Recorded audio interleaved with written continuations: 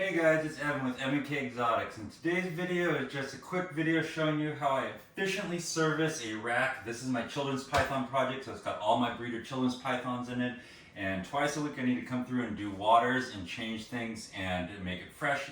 And this is just how you do it in an efficient way and in a hygienic way. And so I'd encourage you, as you get more animals, to think about your processes and turn it almost into a production line, because the more you can make it formulaic and the more efficient it's going to be, the more hygienic and biosecure your processes are going to be. And so it's just really important to get some sort of process down. The other thing I'll tell you is two things. One, I posted a video a while back showing me how I did stack of 4 6-foot cages.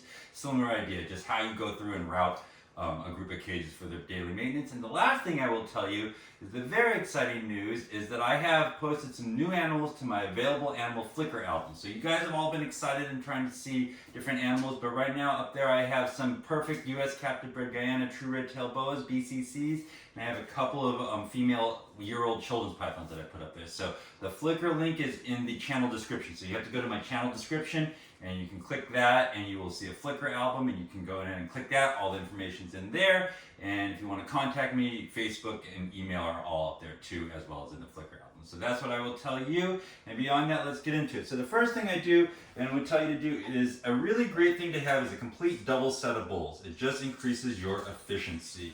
It means that rather than having to stop and go and wash bowls, I can collect stacks of bowls all at once and put them through the dishwasher. It's also more biosecure because you're not sitting here taking a dirty bowl over and then washing it in the sink and then bringing it back clean and then doing it with the next one and then bringing clean bowls out of your dirty sink. Basically what I do is I start with a whole set of clean bowls, and from there I take all my dirty bowls and I put them in the dishwasher, and so they never cross paths with clean and dirty bowls, because water hygiene is one of the places that you have to be pretty careful about biosecurity with. The other thing I'll tell you is you see me wearing gloves, and I don't necessarily think gloves are 100% necessary in healthy animals as long as you're using good hand washing. The reason I wear gloves is because I hand wash so much it really hurts my skin and creates cracked, bloody knuckles and things. So I just wash my gloves like they're my hands, or I use hand sanitizer in the gloves a lot. That's just why I do that.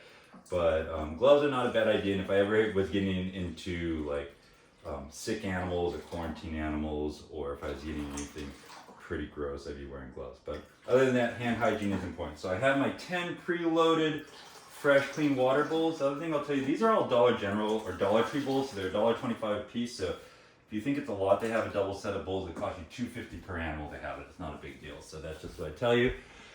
And then I go through my collection, my rack, in 2 different steps. The first step I do is go and pull out the old water bowls.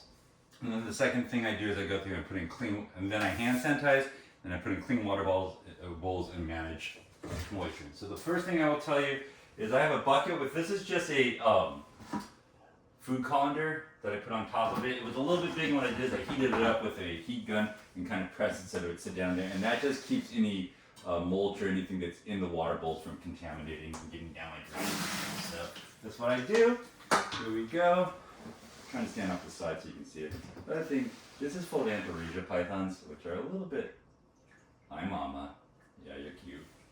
Look at that. She's like, hello. The Antaresia pythons are just the most fun you can have in a ball python rack. I mean, look at that. When was the last time your ball pythons did that? She just got done sitting on an egg, so she's in hungry food mode. Here we go.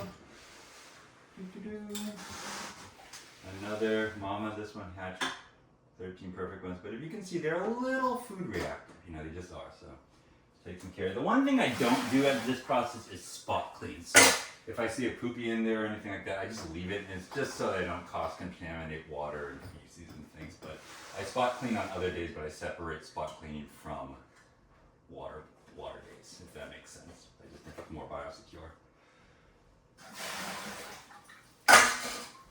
The other thing you can do to help hygiene is you'll start to learn how to time the feedings of your animals so that they pass their bowel movements like the day before your major maintenance days. So like I have it pretty well dialed in that most of my animals poop a day or 2 before my weekends, which are my major time that I have to commit to them. But then during midweek I just come in and it's only a couple that I'll have to spot clean. It's just, as you get more into it, you can start to play with the life physiology of these animals make them better suited to you. Or I should say, by managing their physiology in a way that manages it to your schedule. Here's one that has a lot of action shapes, so it just keeps them out. By managing and understanding how that physiology and timing works, you can make your animal's whole experience more hygienic by timing their feeding to your needs. I should say that way. It's not so much that you're managing the animal's physiology to your benefit. You're managing the interlock of your maintenance and their physiology so that they are as clean as possible most of the time. So now I've gotten all those water bowls, dirty water bowls out, and also notice how I don't put them up on a table or anything. Dirty water bowls are always on the ground. Hand sanitize, and now I'm going to come back through. And the goal here is to add moisture to hide box if they need them. So let me adjust my spray a little bit. So I have an electric sprayer, and then here I have my clean water bowls. Bring them in, and come on through.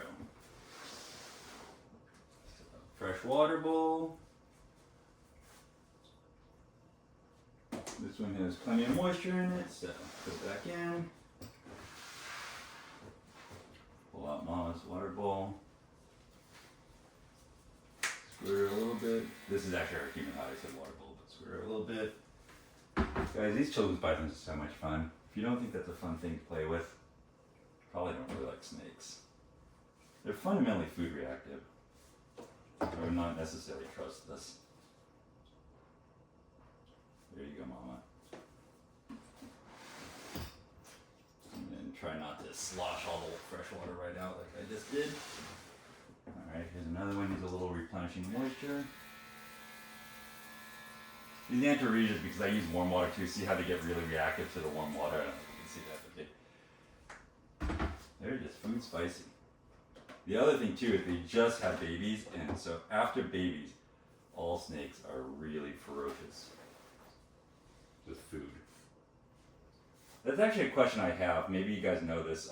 So I've never actually artificially incubated python eggs. And what I notice is that when you maternally incubate, as soon as the babies hatch, they are ferociously hungry.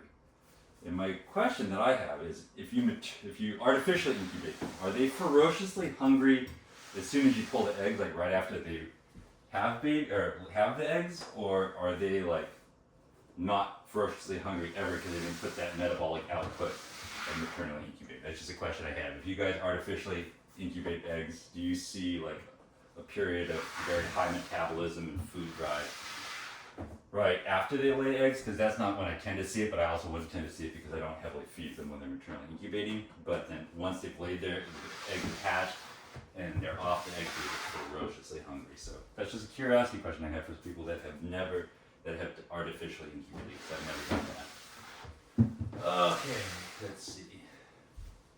This is Bubba. Bubba is a new male that I have.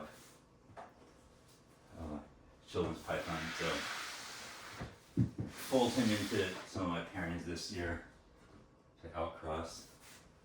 But here you go. There's 10 snakes, waters, moisture, clean bowls, everything, and that took me 9 minutes. So there's a 9-minute video, a minute a snake twice a week, and keeps your waters clean. Take care, bye-bye.